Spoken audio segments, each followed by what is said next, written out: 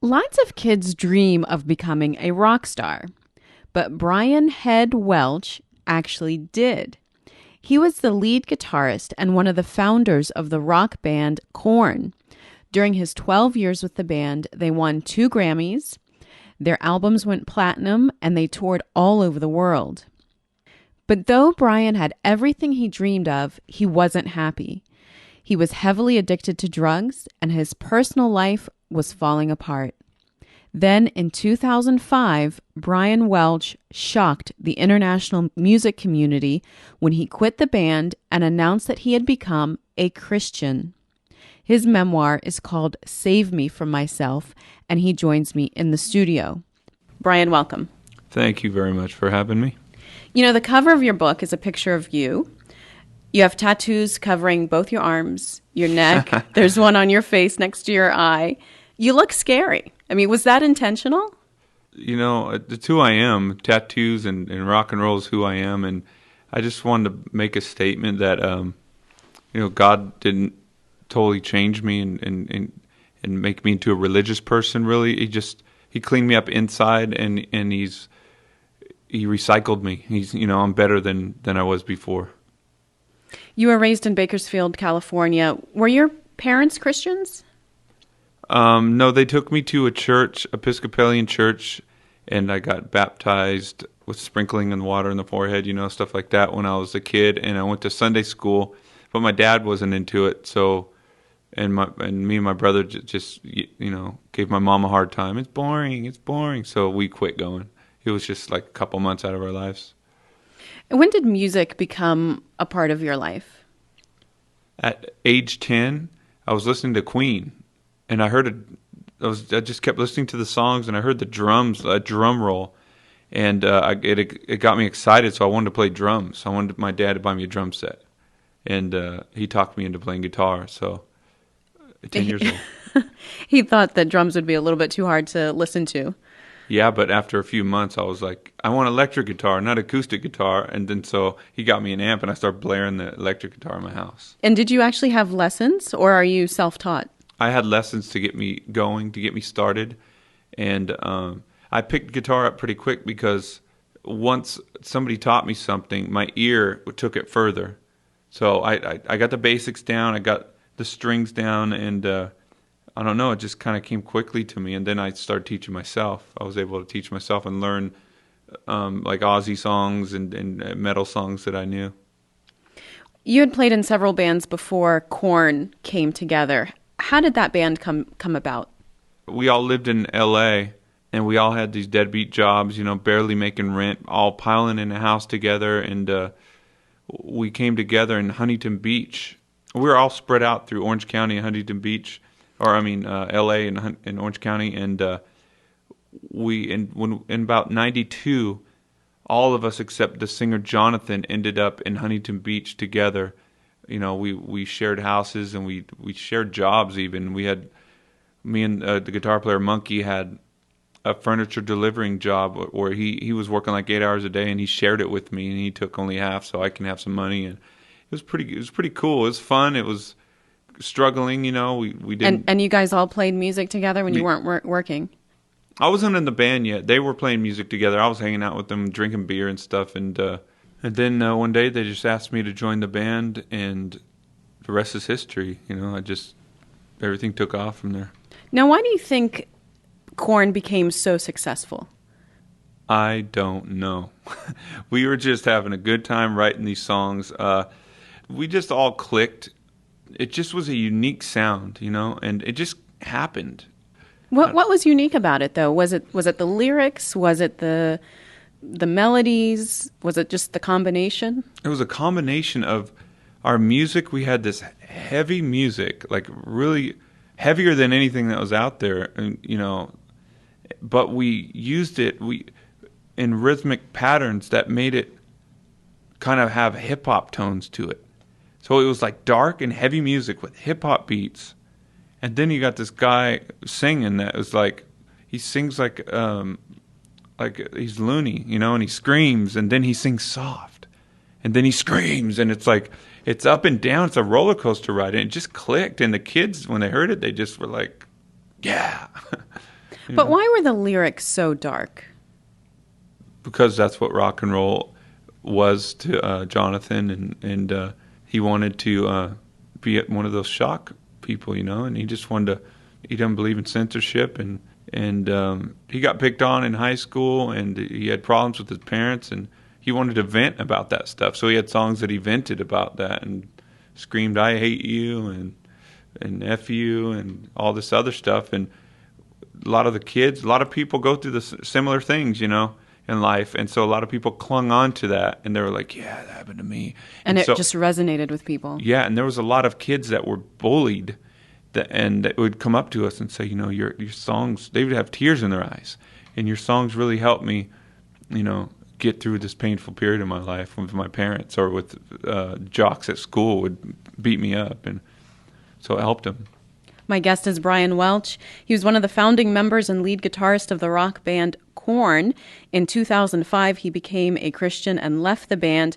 We're discussing his New York Times best-selling memoir. It's called Save Me From Myself: How I Found God, Quit Korn, Kicked Drugs, and Lived to Tell My Story. Brian, when did you become addicted to drugs and alcohol? I started drinking alcohol at 15 on the weekends, and I pretty much didn't miss very many weekends from then until 34. I would drink beer. I wasn't a big vodka or nothing like that. I just didn't like it. But beer was like my fuel. It helped me relax around people, And the drugs came in my early 20s. I tried drugs when I was a kid a couple times. I'd smoked pot like real young. At like age of 8, I tried pot. Because all the kids played together. The parents were in their house, the kids were riding bikes, and we got into trouble. But I didn't like it ever, so I smoked pot like about 4 times in my teenage years. But I started getting into cocaine and speed just a little bit, dibble-dabbling in like 22, 23. You had stopped using drugs several times over that time period, but you always went back. Why? It was around us everywhere, and some of the times when I didn't use, I was happy and content, and I was fine, and I didn't want to use. And then there would be a few months later, in some cases, I might have went like a year without using, and I just was at the wrong place, the wrong time, drunk, and somebody had it and said, I'm just going to do it this once with everybody. And then it turned into something more. Then I'd quit again, but I always fell back to it. Brian, what's it like to be a rock star? I mean, most people have no idea what that would be like. I mean, what's the day-to-day? You know what? It's not what people think. A lot of the kids, what I thought when you become a rock star is just surreal, perfect life with total contentment and just, you know what I mean? Just you got everything, and I got that. I mean, my dreams came true way more than what I dreamt about actually came true. And it's a job. It's a job that pays very well, and you got a lot of benefits, but there's a lot of things that come with it, like the partying and everybody does everything for you. So I wasn't able to grow up, and turn into a man until recently, I believe, because everything's done for you, and they serve you your food, and you got managers take care of everything. All you got to do is wake up, and they come and get you, and it's just kind of boring, except when you're on stage, and that part is what everyone thinks it is. You're on stage, and you see all these people, going off to your music and loving you, singing the lyrics, and it was fun, but it just didn't satisfy me like I thought it was, and that. How it didn't satisfy me, it made me depressed, because I was like, I'm like the most miserable person in the world. I have my dream come true, and I'm still not happy. To me, it was like I'm not happy, but it's, we're just normal people doing something that you get used to it. If you play in front of thousands of people every night, you get used to it, so it just becomes normal. But why weren't you happy, Brian? What was causing that unhappiness? I just believed that deep down inside that I wasn't being myself. I wasn't who I really was inside. The real me wasn't able to come out, and I was covering it with with just partying and drinking and I don't know. I just think that God places things inside of us that make us, that only He can fill. I believe that, and I just thought that I was going to have this satisfaction when I got that dream, and when I got it, I didn't have that satisfaction, and it didn't make sense to me. What was happening in your personal life at the time? Well, the whole time seemed like I had a battle going on. I wanted my dream to come true, and it was coming true, and it was awesome. But at the same time, I wanted a family at home, and I'm touring 10 months out of the year, but I want my girlfriend to be, at home waiting for me for those 10 months and get on with her life, and so I started a family. I got married to my girlfriend, and we started a family, and it got hard for her, and she would want to come on the road with me and live with me. And we had a rule that, the wives couldn't come out on the road. So why? Why did you have that rule? Just because we liked to party. We liked having our space. But at the same time, we missed our family. It's like, it makes no sense, I could explain it all day, but it's like you wanted it all. Yeah, we wanted it all, but we wouldn't sacrifice. We were so selfish. We were rock stars. We were rich and powerful, and we were selfish. And, I didn't like that part of the rule myself because I wasn't into the girl thing, I wasn't too much into that like the rest of the guys, but I don't know. We wanted it all. And it seems like when we were away from our families, we wanted to be with them. When we were at home, we wanted to be back out on the road. And it was just confusing madness. Now, had you always felt like something was missing in your life, or was there a turning point, some event or something that happened that caused you to say, I've got to make a change?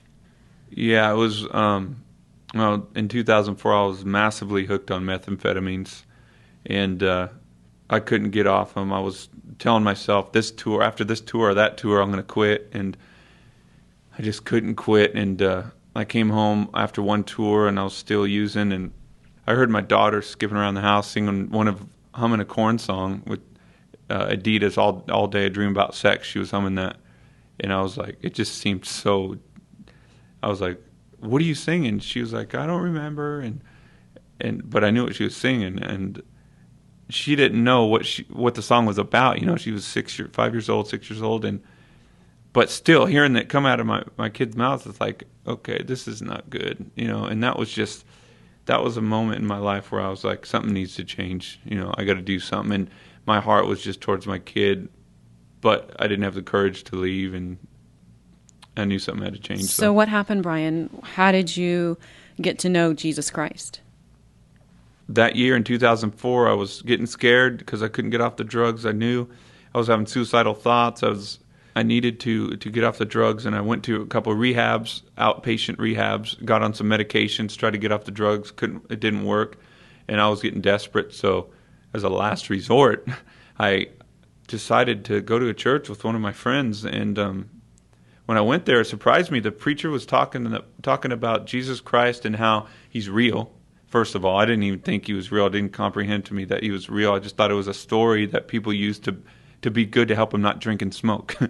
And so I was like, I wanted that story to help me not drink and smoke. So I wanted to go in there, and he was talking about how he was real, and that all you need to do is talk to him when you're alone and hang out with him, conversate with him, and the bad things in your life will fall away. And so that's what I did. I went home, and I said a sincere. I went and did drugs first of all, because I was massively hooked, and I just said, Lord, if you're real, like that guy said, please give me back my life, give me back my happiness. I can't live like this. I'm going to die. Just a sincere prayer, And I said, please take these drugs from me. And afterwards, I snorted another line right afterwards. And I wasn't even thinking about God being mad at me. I heard that he would take him away. So I was like putting me to a test almost. But I was sincere. I really wanted him to help me. And within a couple weeks, I had an overwhelming presence of his love just poured out inside of me. And I had chills all over. I was shaking a little bit, and I've never been the same since then. That's Brian Welch. He's one of the founding members and lead guitarist of the rock band Korn. His memoir is called Save Me From Myself. This is the Mimi Geerges Show. We're on the web at mgshow.org. Brian, you decided to quit the band. Why did you feel like you needed to quit? Couldn't you have remained a faithful Christian and still stayed in the band? I mean, I know that it's a hard rock band, but couldn't you have maybe made some changes as far as softened things up a bit, cleaned up the lyrics, that kind of thing? Yes, but it was a bunch of different things at once. Like I said before, I wasn't happy in the band anymore musically. I didn't like the way we were going musically, and it wasn't just about me being a Christian and having to leave an evil band. It wasn't about that at all. And then there was my kid.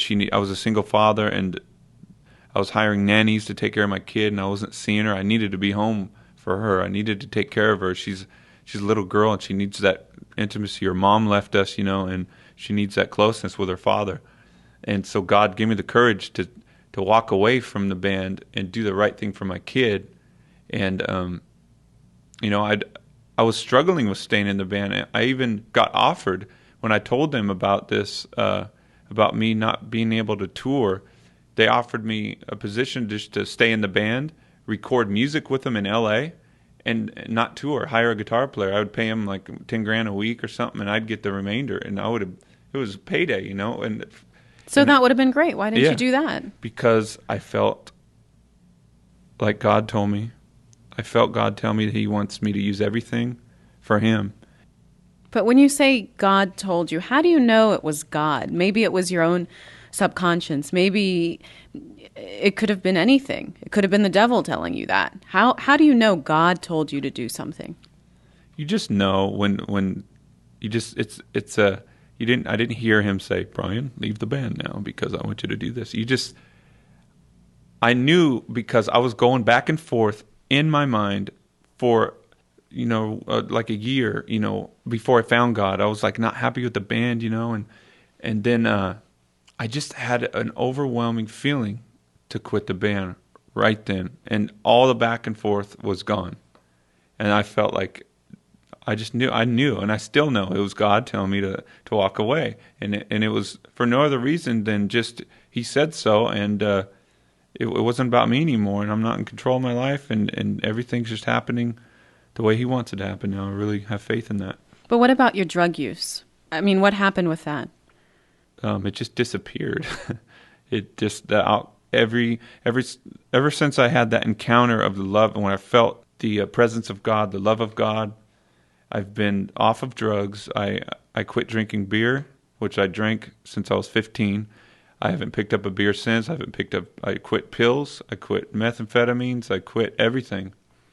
And without hardly any withdrawal symptoms. I mean, I slept for like 2.5 days, and then I got up, and I've been walking ever since. And no relapses? No, I had a relapse. I wrote in the book where I had a friend came over and helped me throw away my drugs, and I went to church a couple times after that, but I fell when I found some drugs in my house.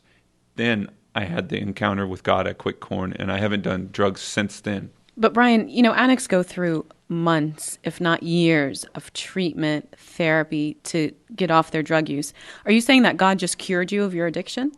He cured me, and I was totally cured, and I didn't have to go to any counselors. It just happened. And part of it was the encounter that I had with Him was so real that I knew it was Him, and it helped me because I'm a loyal person, and I just knew that I had to do it for Him too, and I found some drugs in my house one other time since that one relapse I had, and there's no one in my house, and I looked at the drugs and I was like, I could do these right now. I had thoughts of doing, but I was like, God, I'm not going to do this. This is not I'm not doing this anymore. So just give me the strength, and I threw them away, and I got a picture of it in my book, me throwing away the drugs. So yeah, it's a miracle. I'm a walking miracle.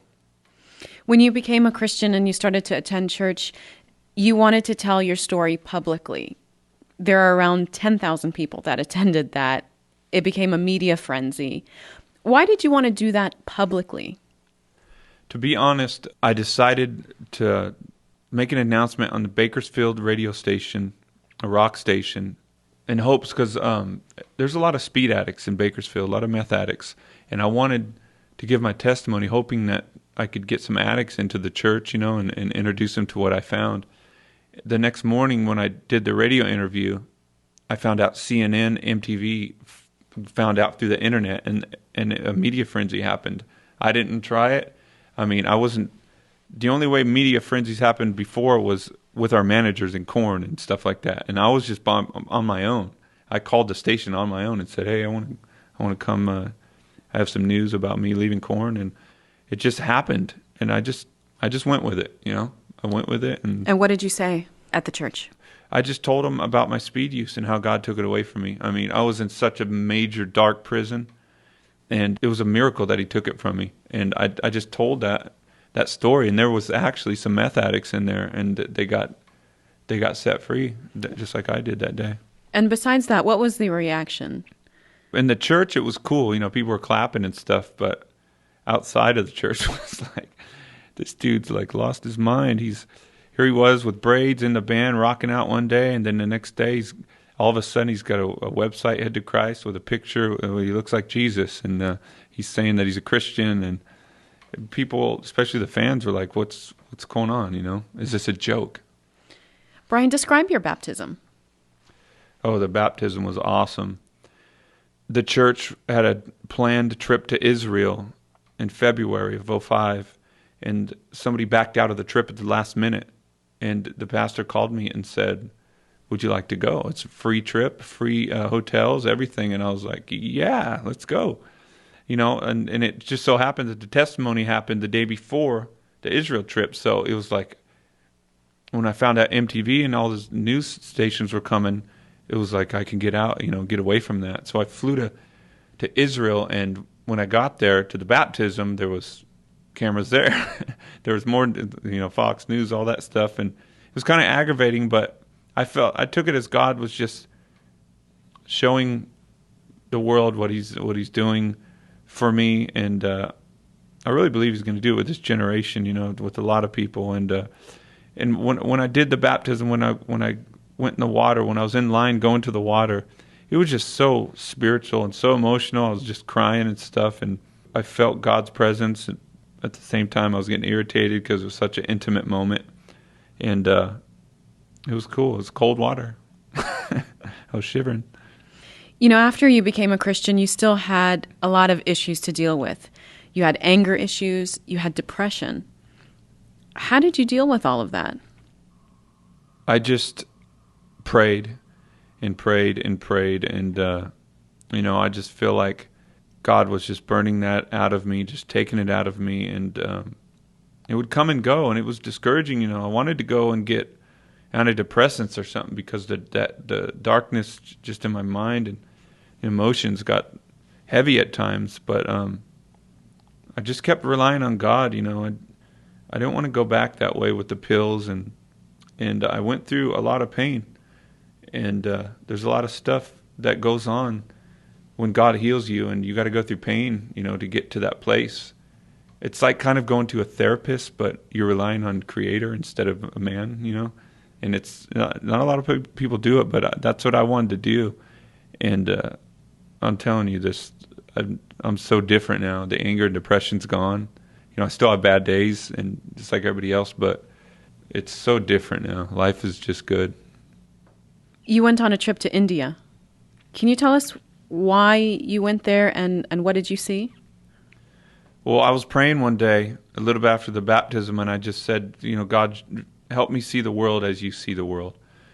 And I bumped into a friend named Steve Del Portis, and he was hooked up with Good News India that took care of orphans and widows and stuff, and helped abused children in India. And he said he was going in June, and I said, I'm going with you. I just felt led to go, and he said, let's go. And I decided I wanted to donate money to it. I just wanted, when you're a Christian, when you become a Christian, you just want to do. I was so high on my new life. I was set free. I was sober, and I wanted to go do stuff, you know, and so that's what we did. And being in India was just awesome, you know. It was just, I felt like God was showing me how He views the world, and it's just, you know, hurting people, and we need to help them and stuff. And it was humbling to go there and go out in the villages and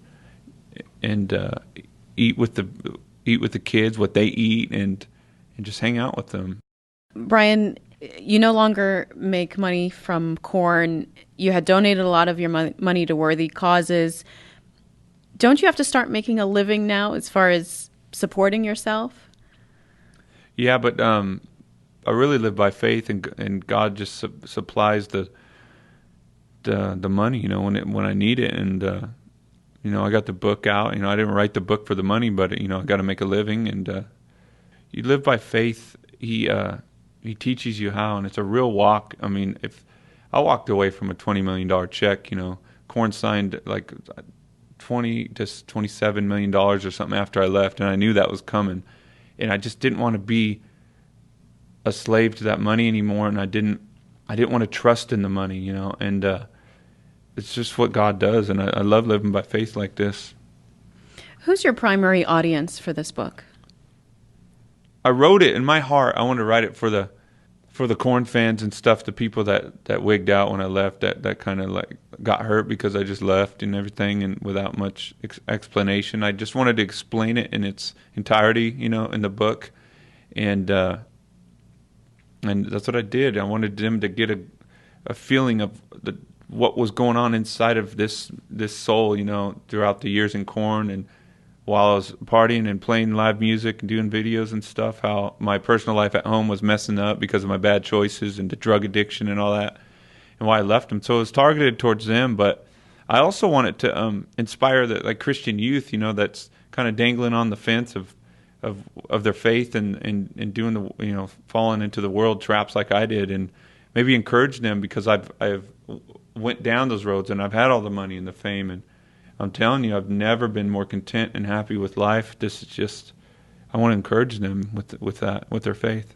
Are you still playing music? Yes. I recorded my first album, and going to mix it, get it ready to put out in the next 6 or 8 months. I don't have a title yet, but it should be out, and it's heavy hitting, and it's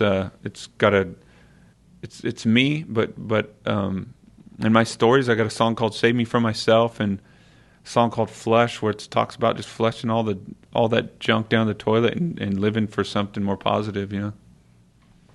That's Brian Welch. He was the lead guitarist of the rock band Korn.